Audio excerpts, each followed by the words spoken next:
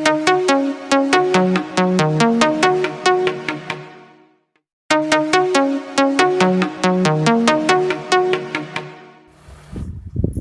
everyone, welcome back to my channel MS Study, and today I am going to teach you chapter 10 ratio, proportion and unitary method, remaining questions of exercise 10A.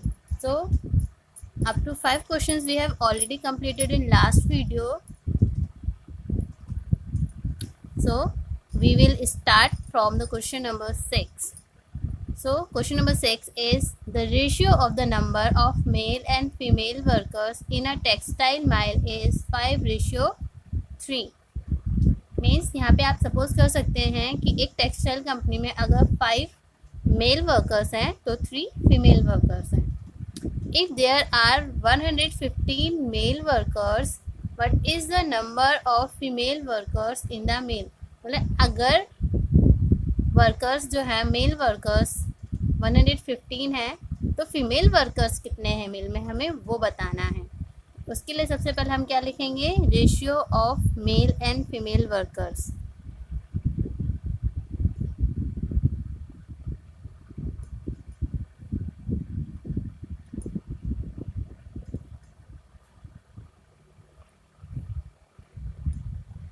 Workers equals to 5:3. तो यहाँ पे अब हम late कर लेते हैं, let the total workers in mill equals to x. Okay, now number of male workers कैसे निकलेगा. मेल वर्क जो हमारा मेल का रेशियो है उसे हम ऊपर रखेंगे, अपॉन में दोनों रेशियो का addition means 5 + 3 equals to 8. And total workers का जो निकलेगा हमारा वो आएगा हमारा male workers, that is 115 already given in the question. Okay, so अब इन नेक्स्ट स्टेप जो x है उसको हम इधर ही रखेंगे और 115 के साथ 5/8 जो है रेसिप्रोकल हो जाएगा तो ये हो जाएगा आपका 8/15. नाउ 5 और 115 सेम टेबल में आते हैं तो इनको हम कट कर देते हैं. 5 1 = 5, 5 2 = 10, 5 3 = 15. यहाँ पे x इज इक्वल टू आ गया आपका 8 3 = 24, 2 कैरी गया, 8 2 = 16, 17 18. इट मीन्स टोटल वर्कर्स हैं 184. तो फीमेल वर्कर्स हमारी निकल कर आएंगी 184 माइनस 115 इक्वल्स टू 14 में से 5 जाएगा तो 9, 7 में से 1 जाएगा तो 6 एंड 1 में से 1 जाएगा 0. मीन्स 69. ठीक है, इसको हम रेशियो के तरीके से भी कर सकते थे बट ये ज़्यादा इजी है. ठीक है, तो इसको हम करेंगे तो हमारा फीमेल वर्कर्स आ गए यहाँ पे 69. आप 69 और 115 को ऐड करके देखेंगे तो 184 ही आएगा. ठीक है, तो हम इसको अपने आंसर को टैली भी कर सकते हैं. Now come to the question number 7. The boys and the girls in a school are in the ratio 9:5. ये एक स्कूल में गर्ल्स और बॉयज़ के बीच का रेशियो 9:5 दे रखा है. यहाँ पे भी आप ये सपोज कर सकते हैं कि अगर बॉयज़ 9 है तो गर्ल्स 5 होंगी. If the total strength of the school is 448. ठीक है, तो अगर इस स्कूल की टोटल स्ट्रेंथ 448 है तो बोला है find the number of girls. सबसे पहले हम क्या लिखेंगे, total strength of the school, total strength of the school equals to 448. Ratio of boys and girls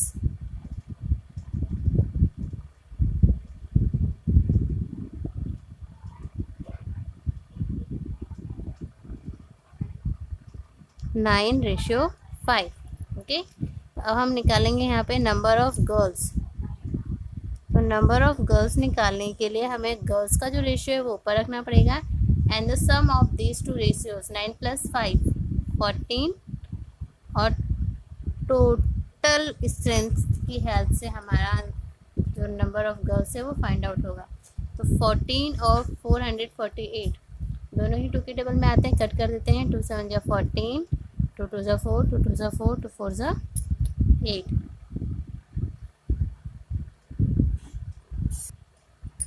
7 1 जा 7, 7 3 जा 21 एंड 7 2 जा 14।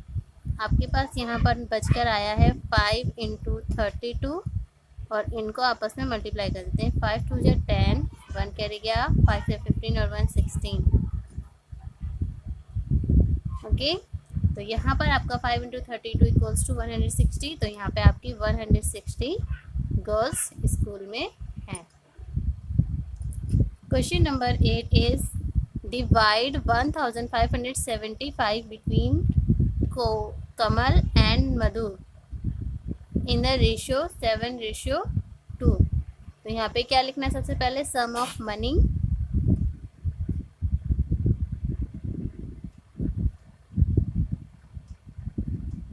equals to 1575, distribution ratio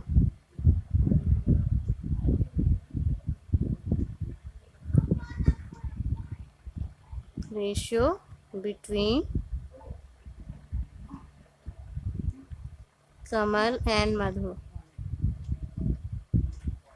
7:2। तो यहाँ पे क्या लिखना है? Share of Kamal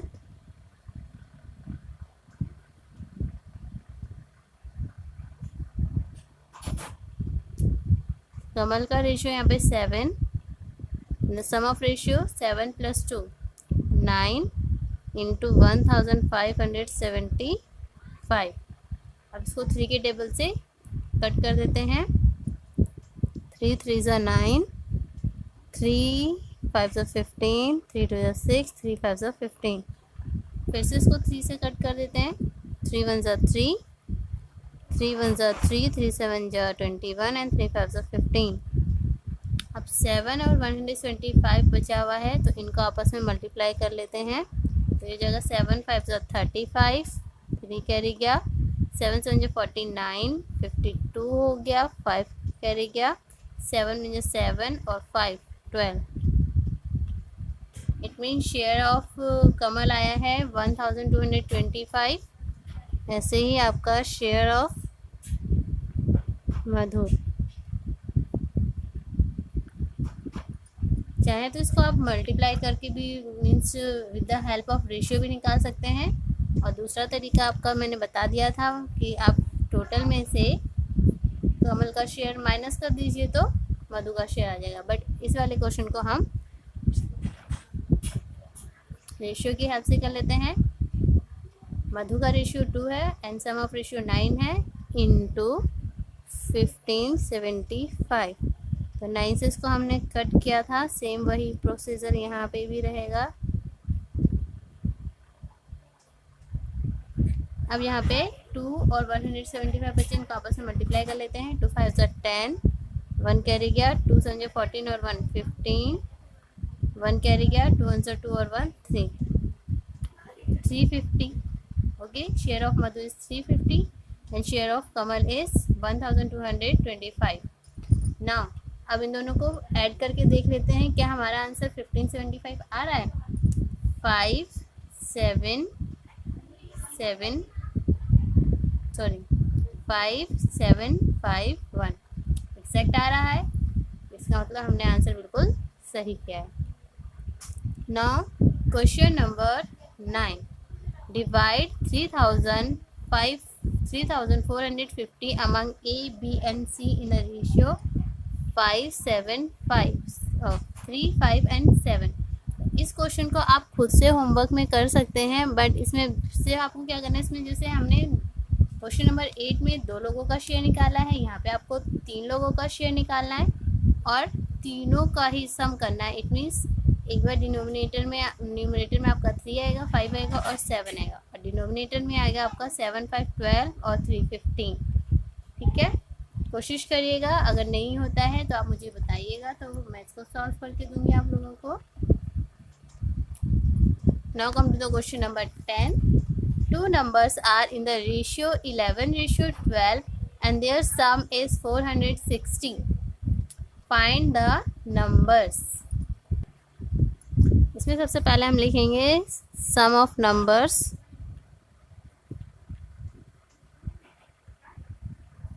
equals to 460 and ratio of numbers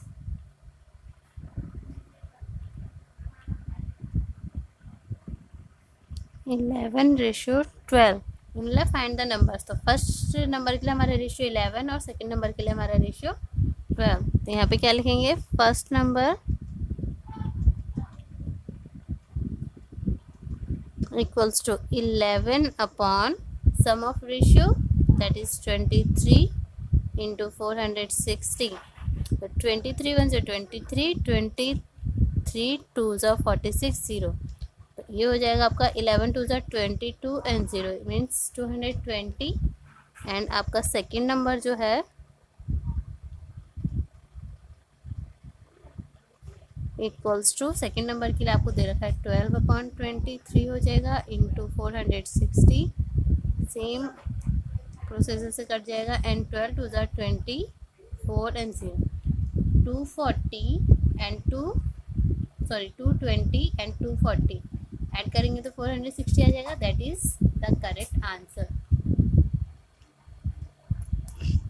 question number 11 है, A 35 centimetre line segment is divided into two parts में डिवाइड किया गया है एक लाइन सेगमेंट को जो कि 35 सेंटीमीटर की है। उनका रेशियो जो है डिवाइडेशन का वो है 4:3। Find the length of each part. तो सबसे पहले क्या लिखेंगे, length of line segment. Same इसी तरीके से करना है जैसे हमने क्वेश्चन नंबर 10 किया है।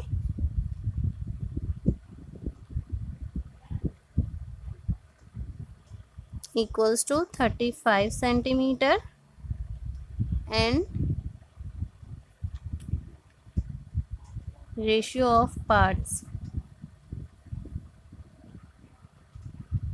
Of line segment equals to 4:3। Length of each part निकालना है तो सबसे पहले निकालते हैं length of first part.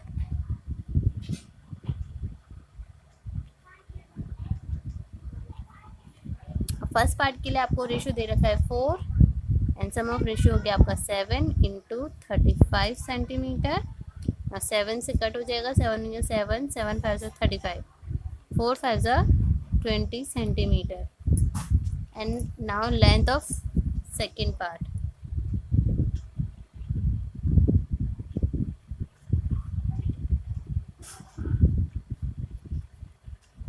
Equals to 3 है सेकेंड वाले पार्ट का रेशियो 3/7 into 35 centimetre. 7 7 7 5 35 equals to 5 3 15 centimetre and 15 20 का एडिशन 35 होता है। सो हमारा आंसर बिल्कुल करेक्ट है।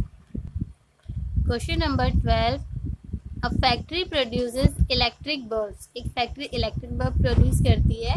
If 1 out of every 10 bulbs is defective and the factory produces 630 bulbs per day, find the defective bulbs produces each day। Means factory में जो bulb produce हो रहे हैं उनमें से 10 बल्ब में से एक बल्ब जो है वो डिफेक्टिव निकल जा रहा है और फैक्ट्री वाले 630 बल्ब्स पर डे बना रहे हैं। तो हर एक दिन में डिफेक्टिव बल्ब्स कितने बन रहे हैं वो हमें फाइंड करना है। तो सबसे पहले जो हम टोटल 10 बल्ब्स में से एक बल्ब जो है वो डिफेक्टिव है, तो ratio of defective bulb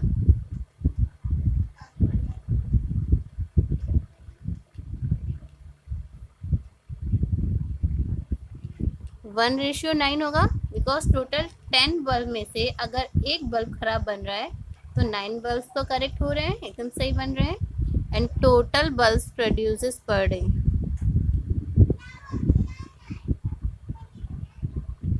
produces per day equals to 630।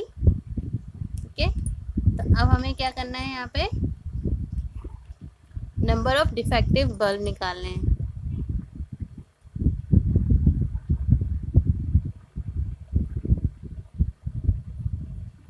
तो नंबर ऑफ डिफेक्टिव बल्ब्स के लिए जो हमें रेशियो दे रखा है वो है 1/1 + 9 मीन्स 10 × 630।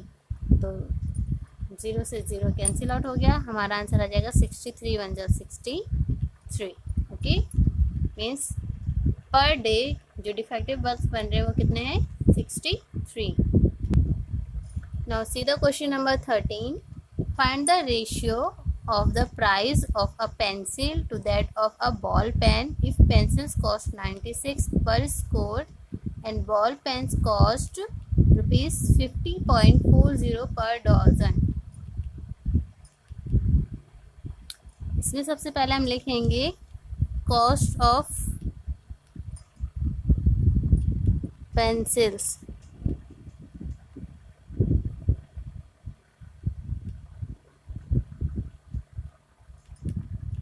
पर स्कोर इक्वल्स टू ₹96 है and cost of ball pens per dozen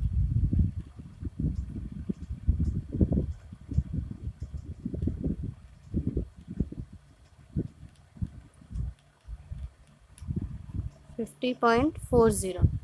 यहाँ पे देखिए पेंसिल जो है स्कोर्स में दे रखी है एंड बॉल पेन जो है वो डजन में दे रखे हैं, तो दोनों को हमें सेम यूनिट में करना पड़ेगा, या तो दोनों स्कोर में या तो दोनों डजन में।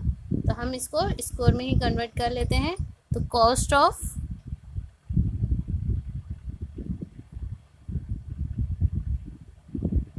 वन बॉल पेन 50.40 अपॉन 12 करेंगे इसे, तो यहाँ पे आंसर आ जाएगा आपका 4.20। ओके, अब हम यहाँ निकाल लेते हैं cost of 20 ball pen, because 1 score equals to 20 units होता है ना, इसलिए ये हो जाएगा आपका 4.20 × 20। तो इसको अब निकाल लेते हैं, 0 तो 0 से चला ही जाएगा, 2 × 2 = 4 एंड 2 × 2 = 4 एंड 2 × 4 = 8 और 2 नंबर छोड़ के हमें यहाँ पे डेसिमल लगा देना है। यहाँ पे 20 बॉल पेन की कॉस्ट आ गई 84 and ratio of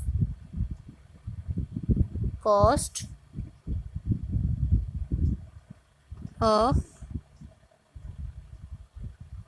pencil to pen, pencil की कॉस्ट है आपकी 96 एंड पेन की कॉस्ट हो गई आपकी 84। अब इनको सेम टेबल से कट कर देते हैं, तो 12 के टेबल से कट कर देते हैं। चलिए, तो ये जाएगा 12 × 8 = 96 एंड 12 × 7 = 84। तो जो रेशियो आया है वो आया है 8:7। क्लियर। सबसे पहले हमने यहाँ पे पर स्कोर पेंसिल की कॉस्ट लिखी है, फिर पेन की लिखी हुई है पर डजन, फिर पेन की हुई डजन में है तो उसको हम 1 की निकाल के पहले 20 बॉल पेन्स की कॉस्ट निकाल लेते हैं और फिर दोनों की कॉस्ट को फ्रैक्शन में रख के उसको सेम टेबल से डिवाइड कर देंगे, तो हमारा रेशियो आ जाएगा दोनों के पर पेंसिल और पर पेन की कॉस्ट का रेशियो। सबसे पहले हम इसमें राइट करेंगे ratio of length and width.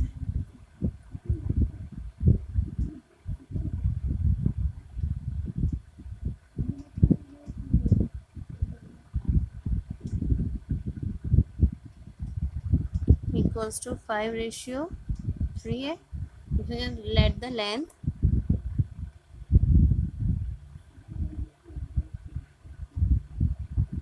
equals to 5x and the width equals to 3x। But width जो है वो हमें दे रखी है कितनी, 42 मीटर। x इज इक्वल टू हो जाएगा आपका 42/3, 3 × 1 = 3, 3 × 1 = 3, 3 × 4 = 12, दैट इज 14 मीटर। ओके, अब if x is equal to 42 metre निकला है तो विद रेशियो जो लेंथ है हमारी वो है 5x, that will be equals to 5 × 14 metre equals to 14 5 70 metre. ठीक है, तो लेंथ आ गई हमारी 70 metre. Now come to the question number 15।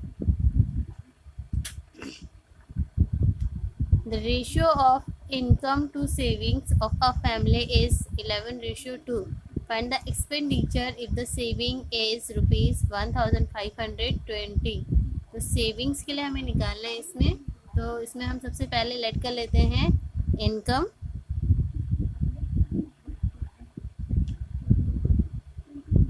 Late the income equals to x. तो जो इसमें रेशियो गिवन है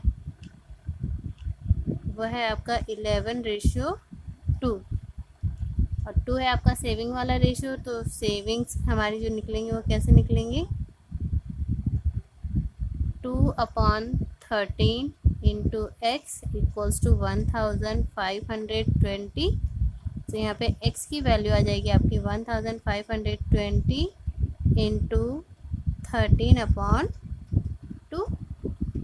2 से 1520 को डिवाइड कर देते हैं। 2 1 2, 2 7 14, 2 6 12, 0। अब यहाँ पे 13 से 760 को मल्टीप्लाई कर लेते हैं। तो 13 0 0, 13 6 78, 7 कैरी गया, 17 7 91, 91 एंड 7 98। तो यहाँ पे जो इनकम है वो आ गई है 9880। अब हमें इसमें निकालना है एक्सपेंडिचर। एक्सपेंडिचर इक्वल्स टू होता है आपका इनकम माइनस सेविंग्स।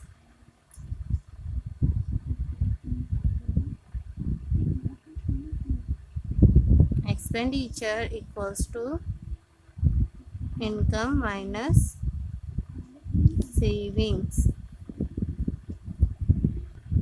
यहाँ पे आपकी इनकम है 9880 एंड सेविंग्स हैं 1520।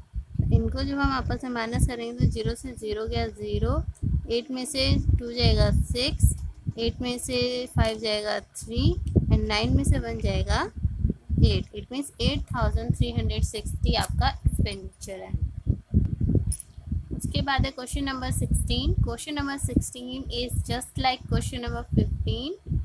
इसमें आपको इनकम ऑलरेडी शो कर रखा है और यहाँ पे आपको रेशियो जो दे रखा है इनकम और एक्सपेंडिचर का दे रखा है। तो आपको इसमें सेविंग्स निकालनी है और सेविंग्स आपकी कैसे निकलेंगी, income minus expenditure equals to saving.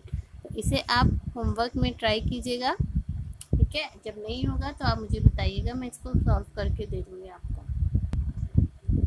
Next question number 17। The ratio of zinc and copper in an alloy is 7:9. If the weight of copper in the alloy is 11.7 kg, find the weight of zinc in it. तो इसमें आपको question number मैं आपको show करती हूँ।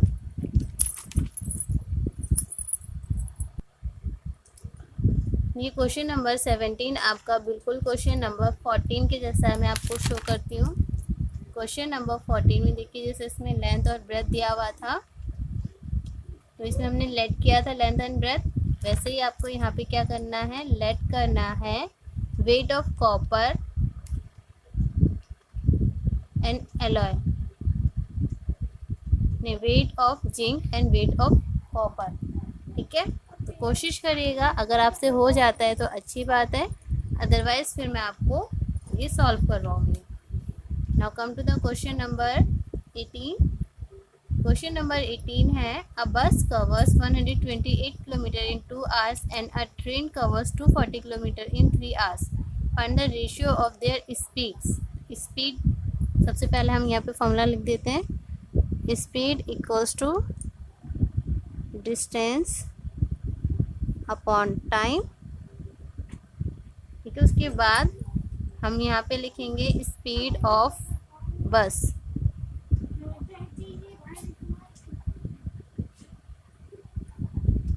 ठीक है। तो यहाँ पे आ जाएगा आपका 128 अपॉन 2 ये हो जाएगा आपका 2 1 ज़ा 2, 2 6 ज़ा 12 एंड 2 4 ज़ा 8 means 64 kilometre per our. And उसके बाद निकालना है हमें यहाँ पे स्पीड ऑफ ट्रेन। तो ट्रेन की जो यहाँ पे डिस्टेंस दे रखा है वो है 240 एंड टाइम है 3 आवर्स। तो 3 1 ज़ा 3, 3 8 ज़ा 24, 0 equals to 80 kilometre per hour. अब इनका रेशियो निकालना है, ratio of speed of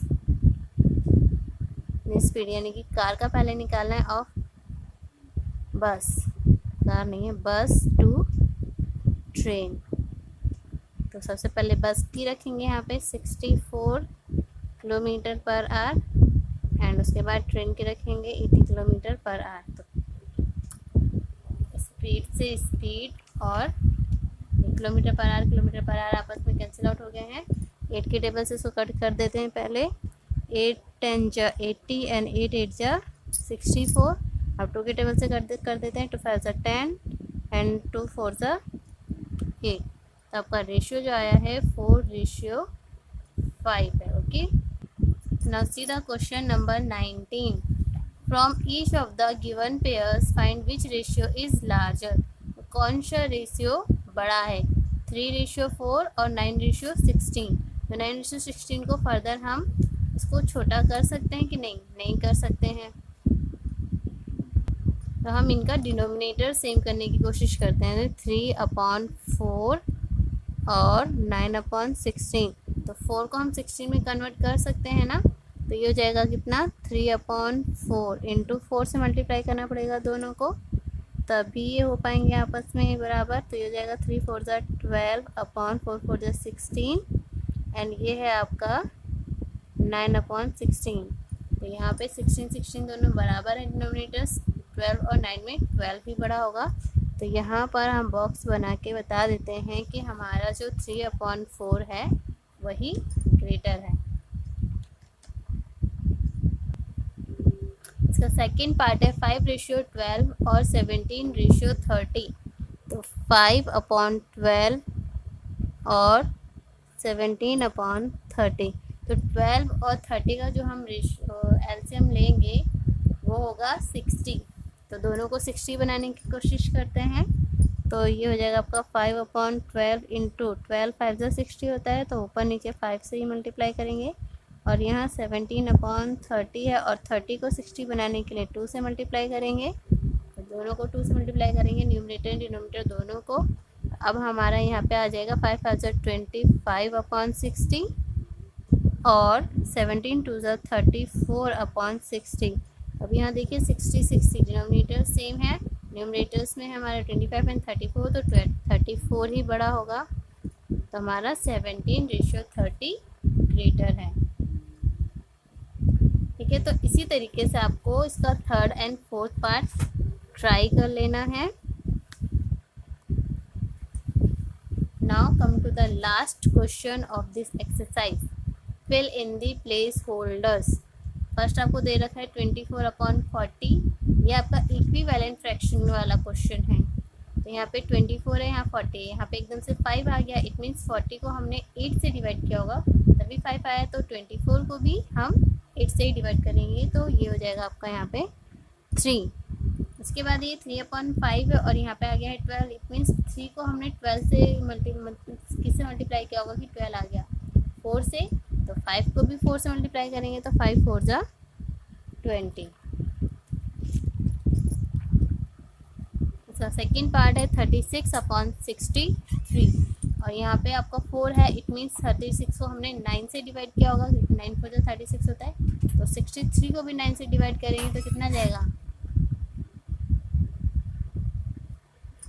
7, because 9 7 ज़ा 63 होता है। उसके बाद 4/7 है और यहाँ पे 21 आ गया। इट मीन्स 7 को हमने 3 से मल्टीप्लाई किया होगा क्योंकि 7 3 ज़ा 21 होता है। तो 4 को भी 3 से मल्टीप्लाई करेंगे तो ये हो जाएगा आपका 3 4 ज़ा 12। Okay, now see the third and last part. 5/7 equals to -/28। तो 7 को हमने किससे मल्टीप्लाई किया होगा कि 28 आ गया 4 से। तो 5